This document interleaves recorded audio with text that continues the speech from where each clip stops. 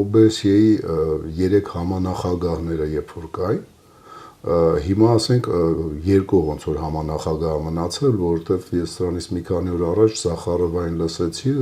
ռուսական արտգործնախարարի խոսնակին, ինքը ասաց, որ OBSE-ի կարիքը չկա, կարճ ասած մի համանախագահ փաստորեն հրաժարվում է OBSE-ի, ասենք այդ Մինսկի խմբի աշխատանքներից, իսկ 20 թվականին այդ 3-ը կային,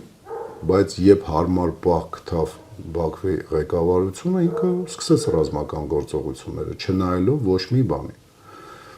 Հիմա համանախագահ մի հոգի պակաս է, գնալով ասենք ավելի լարված է քաղաքական մեր հարաբերությունները գոնե այդ 3 համանախագահներից նախկին կամ ներկա համանախագահներից մեկի հետ ավելի լարված է, որովհետև գիտեք համապատասխան օրենքներ են ընդունվել, որը որ կարային Ռուսաստանին դուրս չգային։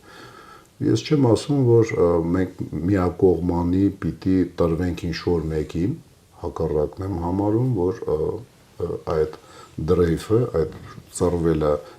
նվիրվածությունը, ասենք Ռուսաստանի փոխարինում ենք նվիրվածությունով ուրիշ ուղղությամբ, դա սխալ եմ համարում։